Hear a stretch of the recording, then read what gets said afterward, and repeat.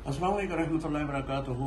ये जो मैंने पहले अर्ज़ किया था मदीना पाक के सैयद शुहदा जो तरीक है उसके ऊपर ये म्यूजियम है, और इसमें जो मैं आपको बात दिखानी है वो ये है कि ये कजावा है जिसे हम कजावा बोलते हैं।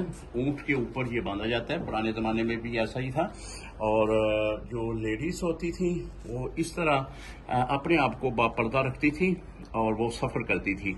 उम्मुल मोमिनीन आयशा सदीक़ा रज़ी अल्लाह ताला अन्हा से जो एक रवायत मिलती है कि आप कजावे के ऊपर सफ़र करती थी, तो कजावा जो है वो दौरान सफ़र ऊँट चल पड़ा, तो सहाबा इकराम ने भी यही समझा कि आप कजावे के अंदर हैं।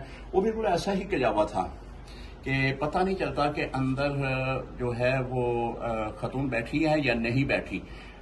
तो इस तरह वो ऊँट चल पड़ा।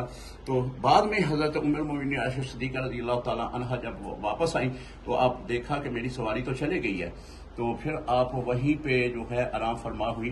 बड़ा मशहूर वाक़या, फिर कभी मैं उसकी भी तफसील बयान करूँगा।